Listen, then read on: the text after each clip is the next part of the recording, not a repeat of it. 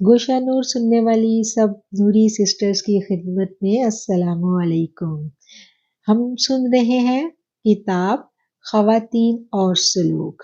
آج ہم اس کے 12ویں چیپٹر پر ہیں، تو آئیں میرے ساتھ دیکھتے ہیں ماں جی کے کمرے میں کیا گفتگو ہو رہی ہے۔ عنوان: حقیقی گھر۔ زندگی کی حقیقت یہی ہے، یہ ایک سفر ہے جسے ہم سب نے مل کر ہر حال میں طے کرنا ہے۔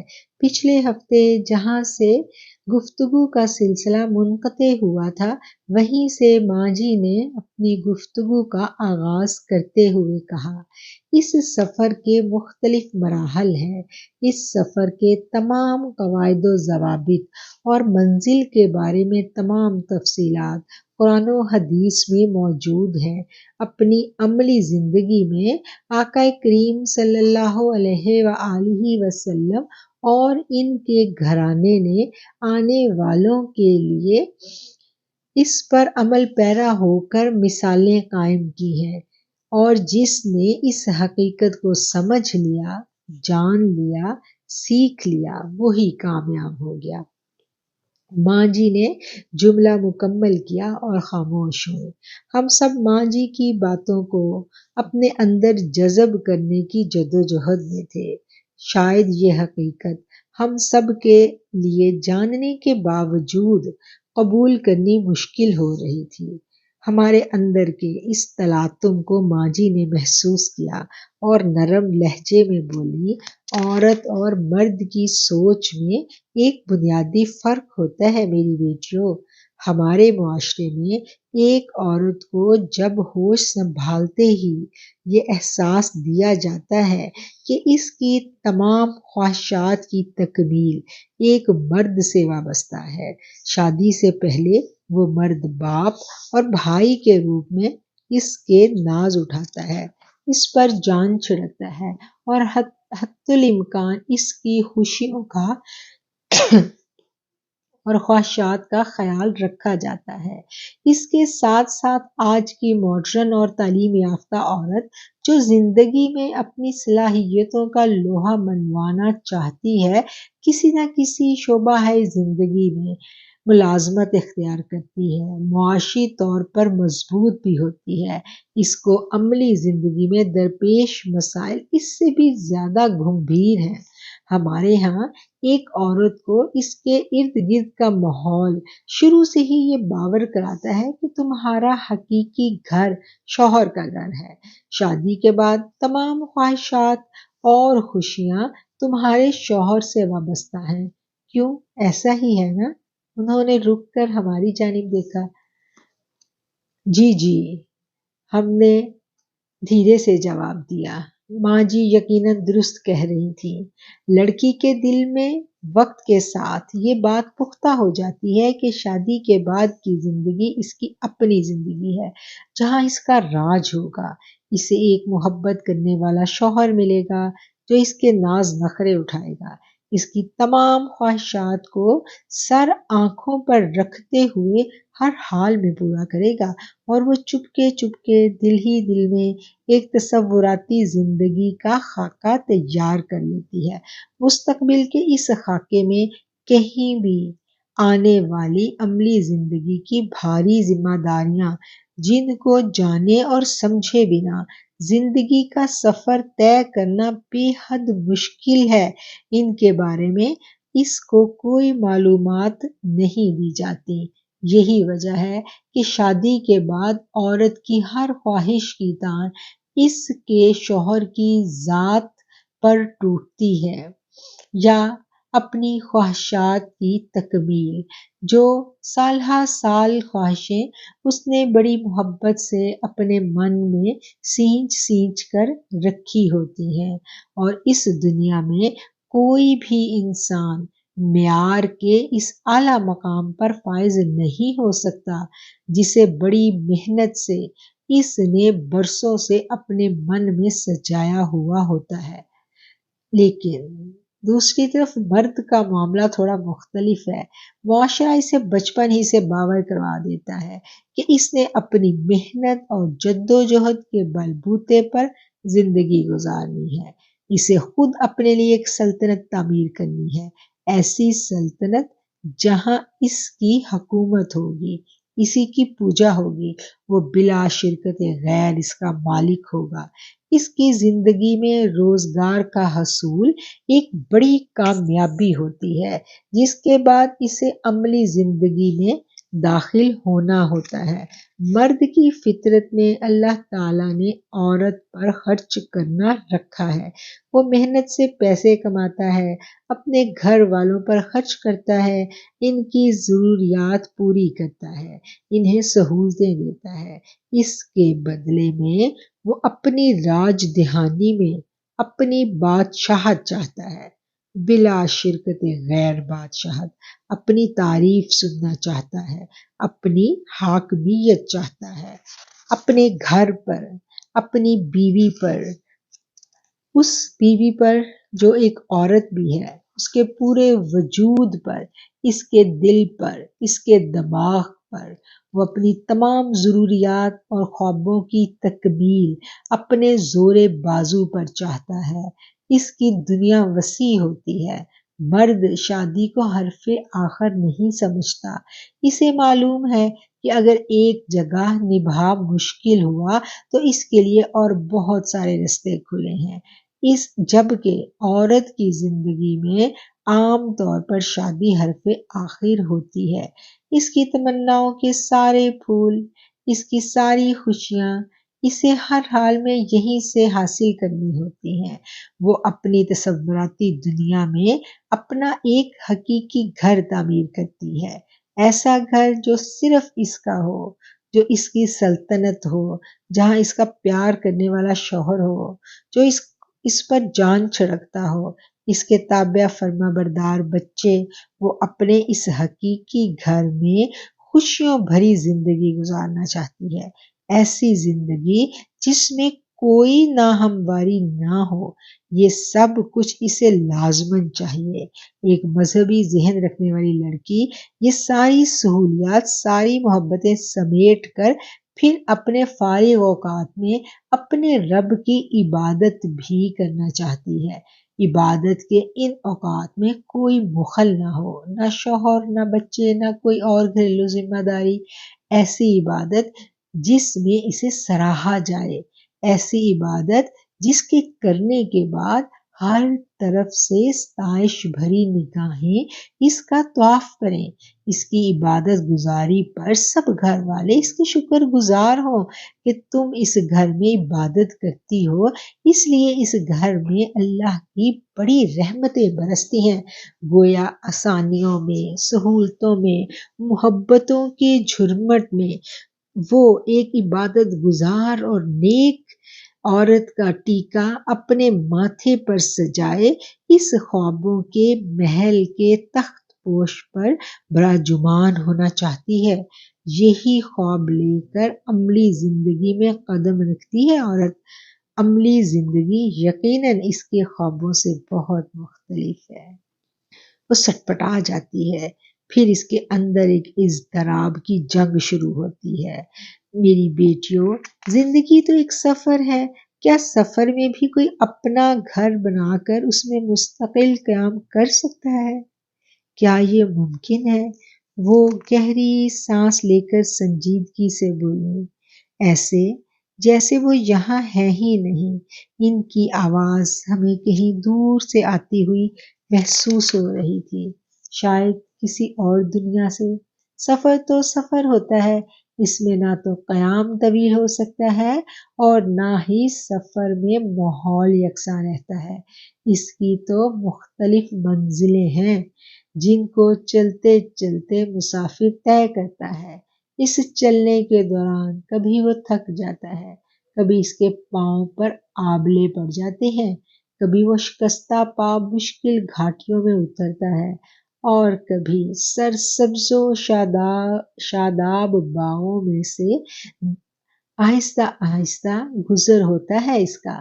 کبھی ٹھنڈی ٹھنڈی ہوا کے جھونکے اس کی ساری تھکان دور کر دیتے ہیں، اور کبھی وہ کسی خوبصورت نظارے میں، کسی سرسبز وادی میں، کسی گہرے نیلے پانیوں کی جھیل کے کنارے بیٹھا چند لمحے سستا لیتا ہے، ماحول کی خوبصورتی اور دلکشی کو گہرے سانس لے کر اپنے من میں یوں سمونے کی کوشش کرتا ہے کہ آگے کہیں تھکاوٹ کے مشکل لمحے میں یہ ذخیرہ کی ہوئی آکسیجن اسے کچھ لمحوں کی شانتی دے سکے۔ مسافر یہ جانتا ہے کہ سفر میں آنے والی مشکلات تو وقتی ہیں، یہ سرسبز وادیاں، خوبصورت نظاروں والی گزرگاہیں بھی لمحاتی ہیں، سب میں سے اسے گزر کر آگے جانا ہے، اس میں کہیں قیام نہیں ہے۔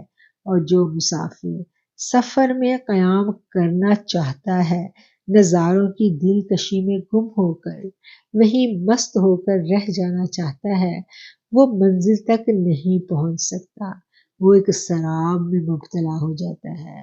وہ جو سنگلاخ چٹانوں، مشکل گزرگاہوں میں تھک کر واویلا مچاتا ہے، چیخنے چلانے لگتا ہے، اور اسی چیخ و پکار میں سفر کی جدوجہد ترک کر کے اپنی مشکلات پر تھک ہار کر بیٹھ جاتا ہے، وہ بھی اپنی منزل کو کھو دیتا ہے۔ منزل تو ان سب کے آگے ہے، منزل تو بے حد حسین ہے، دلکشی میں، لذات میں، یہ سب کچھ ہیچ ہے میری بیٹیوں جو اس دنیا میں ہے۔ حقیقی دنیا تو آخرت کی دنیا ہے، جہاں ہر وہ نعمت موجود ہے، ایسی نعمت جس کو زوال نہیں، ایسی جوانی جس میں بڑھاپا نہیں، ہر لذت، ہر سکھ، ہر خواہش کی تکمیل ہے اس جہان میں۔ وہ سب کچھ جس کی تمنا انسان کے دل میں، اس کے لاشعور میں ہمیشہ پنپتی رہتی ہے، اسی جہاں میں ملے گا۔ امتحان میں بیٹھا ہوا طالب علم اور تمام امتحان پاس کر کے اعلیٰ مرتبے پر فائز ایک آفیسر کیا برابر ہو سکتے ہیں؟ ماں جی نے سوالیہ نگاہیں ہمارے چہروں پر جماتے ہوئے کہا۔ پھر ان تمام باتوں کا کیا حل ہے ماں جی؟ حل بہت سیدھا اور آسان ہے میری بیٹیوں، ماں جی نے حسب عادت ایک نرم مسکراہٹ کے ساتھ جواب دیا۔ ہم اپنی تخلیق کا مقصد سمجھ جائیں، بحیثیت مسلمان اپنے مقام و مرتبے کو پہچان لیں، رسول اللہ صلی اللہ علیہ وآلہ وسلم کے گھرانے سے اپنی نسبت کو مضبوط کر لیں، تو یہ سارے مراحل بے حد آسان ہو جاتے ہیں۔ آقا علیہ الصلوۃ والسلام کی اس حدیث کو ہم اپنی زندگی میں لازم کر لیں، تمہارا ایمان اس وقت تک مکمل نہیں ہوتا جب تک رسول اللہ صلی اللہ علیہ وآلہ وسلم تمہیں، تمہارے والدین، بیوی بچوں سب سے بڑھ کر عزیز نہ ہو جائیں۔ جب مطمع نظر اور محبت کی انتہا کریم آقا علیہ الصلوۃ والسلام کی ذات مبارکہ ہو تو سارے دکھ، سارے مسائل ہیچ ہو جاتے ہیں۔ یہ بات ذہن نشین کر لو کہ اگر آپ اللہ کریم کو پانا چاہتے ہو تو رب محض عبادتوں سے نہیں ملے گا، رب کے بتائے ہوئے قوانین کو فالو کرنا پڑے گا، اور اگر رب کے بنائے ہوئے قوانین کے مطابق ہم زندگی نہیں گزارتے اور محض عبادات کے بعد ہم ہر راحت اور ہر سکون کو پانا چاہتے ہیں تو پھر اس میں ہم ناکام رہتے ہیں۔ رب کے بتائے ہوئے قوانین کے مطابق ہم عبادت کرتے ہیں، زندگی گزارتے ہیں۔ پھر ماں جی کیا کہہ رہی تھی، وہ کون سے قوانین ہیں جنہیں فالو کرنے میں ہم سے کوتاہی ہوتی ہے؟ ماں جی کی بات مجھے الجھا رہی تھی، میرے چہرے پر ابھرنے والے الجھن کے تاثرات کو شاید ماں جی نے محسوس کر لیا، میری جانب متوجہ ہوئی اور کہنے لگی، رب کے قوانین کو فالو کرنے کا مطلب سمجھتی ہو بیٹی؟ میں نے نفی میں سر ہلایا۔ یقیناً ہم میں سے کہیں نہ کوئی کمی ضرور تھی۔ میں یہ جاننا چاہ رہی تھی۔ انسان رب کو پانا چاہتا ہے، اس کی تلاش، اس کی کھوج روز ازل سے اس کے اندر رکھ دی گئی ہے۔ اللہ کریم نے انسان کو اس دنیا میں بھیجا، خلیفۃ الارض بنایا، اختیارات دیے، پھر کہا ہاں اب مجھے ڈھونڈو، مجھے پہچانو، اور پھر خود ہی اس کے من میں چھپ گیا۔ ماں جی اپنا فکرہ مکمل کر کے یوں مسکرائیں جیسے ایک بچہ بہت مزیدار چاکلیٹ کھانے کے بعد بقایا ہاتھ میں چھپا لے اور دوستوں کو بتائے۔ اس چاکلیٹ کی لذت، اس کا ذائقہ اس کے ننھے سے چہرے پر جو خوشی اور مسرت دیتا ہے، ایسی ہی خوشی، ایسی ہی مسرت اس وقت ماں جی کی آنکھوں میں مجھے نظر آ رہی تھی۔ میں نے خدا سے وصل کی لذت کو ماں جی کے چہرے پر محسوس کیا۔ یقیناً وہ رب کو پا چکی تھی۔ رب کو پانے کا یہ سفر شاید طویل بھی ہوگا، کٹھن بھی ہوگا۔ اس راستے میں یقیناً انہوں نے بڑی صعوبتیں برداشت کی ہوں گی، لیکن شاید وصل کی لذت نے ان کے وجود کو عجیب سی سرشاری عطا کر دی تھی اور سب کچھ دھل گیا تھا۔ جو لوگ وصل کی اس لذت کو چکھ لیتے ہیں، پھر ان کے لیے یقیناً دنیا کی سب خوشیاں بہت ہیچ ہو جاتی ہیں۔ سفر میں ملنے والی تھکان، صعوبتیں، دکھ اور مصیبتیں اس وصل کے آگے بہت کمتر ہوتی ہیں۔ ماں جی کے نور میں لپٹے ہوئے بوڑھے چہرے کا حسن دیکھ کر میں سوچ رہی تھی، ان کے چہرے پر کسی تھکان، کسی دکھ کا شائبہ تک نہ تھا۔ رب سے وصل کی خوشی اور سکون انہیں یوں اپنی آغوش میں سمیٹے ہوئے تھا، جیسے ایک ننھا سا بچہ نہا دھو کر میٹھی مسکراہٹ لیے اپنی ماں کی آغوش میں دنیا و ما فیہا سے بے پرواہ مسکرا رہا ہو۔ شاید آج کا 8-10 سالہ بچہ بھی اب سکون و اطمینان سے نابلد ہو چکا ہے۔ چھوٹے چھوٹے بچوں کی خواہشات، بے قراری اور ان کے مسائل انہیں مسلسل مضطرب رکھتے ہیں۔ ہم شاید اس وقت ایک مشکل ترین دور سے گزر رہے ہیں، جہاں الیکٹرانک ڈیوائسز، جدید نظام تعلیم اور مادہ پرست والدین نے ہمارے چھوٹے چھوٹے بچوں کو ذہنی طور پر اضطراب کا شکار کر دیا ہے۔ اپنے ننھے ننھے ہاتھوں میں ان چھوٹی چھوٹی سکرینوں میں مست بچے، ان کے ذہن چھوٹی سی عمر میں دنیا کا اتنا ایکسپلورر دیکھ کر کنفیوز ہیں، بے چین اور بے سکون بچے۔ میں چھوٹے بچوں کے بارے میں سوچنے لگی۔ ہمارے نوجوان اور درمیانی عمر کے لوگ بھی آج انٹرنیٹ کے غلط استعمال کی وجہ سے مختلف ذہنی اور دماغی مسائل کا شکار ہو چکے ہیں۔ سکون کا احساس تو ہمیں اپنے گرد و نواح کسی کے چہرے پر نظر ہی نہیں آتا۔ ہم تو شاید اطمینان کے معنی بھولتے جا رہے ہیں۔ رب کو ڈھونڈنے کی جو مثال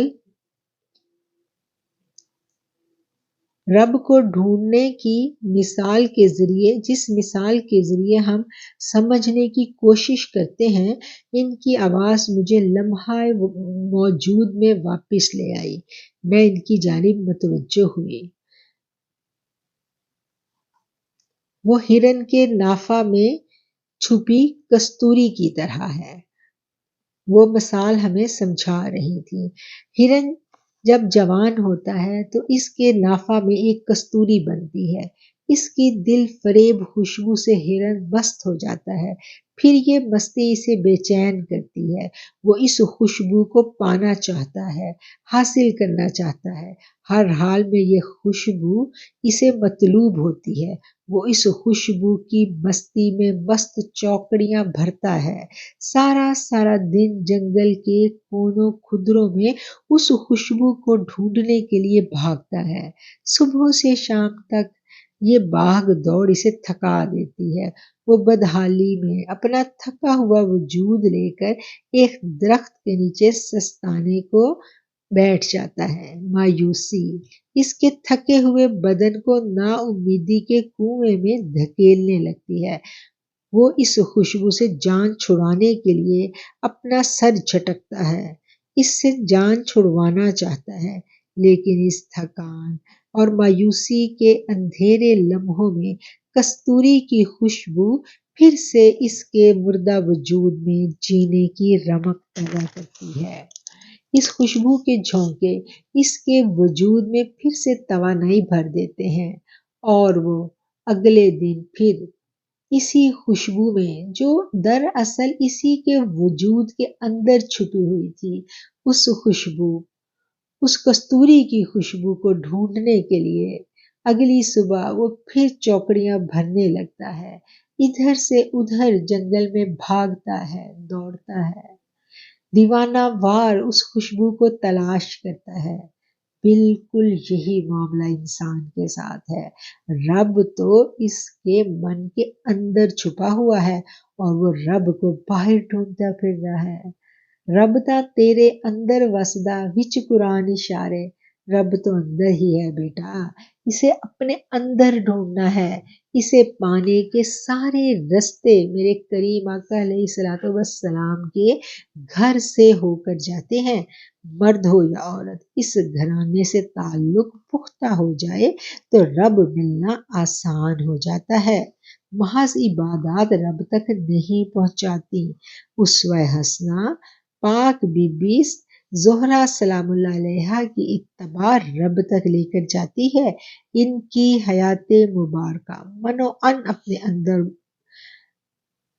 منو ان ہمارے پاس موجود ہے۔ ان ہستیوں نے رب کے بنائے ہوئے قوانین کو فالو کر کے دکھایا ہے۔ جب ہم اپنے اعمال میں ان کی اتباع کرتے ہیں تو ان کا قرب ہمیں ملتا ہے۔ یہی قرب ہمیں زندگی کی ہر اونچ نیچ اور مشکلات میں ہمت اور حوصلہ مہیا کرتا ہے۔ ہمارے سارے مسائل کا حل صرف اور صرف اس ایک جملے میں پنہا ہے۔ ہم اپنا تعلق رسول صلی اللہ علیہ وآلہ وسلم پختہ کر لیں۔ میں نے ان کی بات مکمل ہونے کے بعد کہا، بالکل صحیح سمجھی ہیں آپ۔ انہوں نے اپنی چمکدار آنکھیں میرے چہرے پر جماتے ہوئے جوش سے جواب دیا، اللہ کریم نے جب دین بھیجا تو اس کے احکامات کو انبیاء کرام اور صحابہ کرام نے پوری طرح اپنی زندگی میں لاگو کر کے ہمیں دکھایا۔ پھر اس پوری تاریخ اور معاشرے کی مجموعی صورتحال کو آنے والے لوگوں کے لیے محفوظ کر لیا گیا۔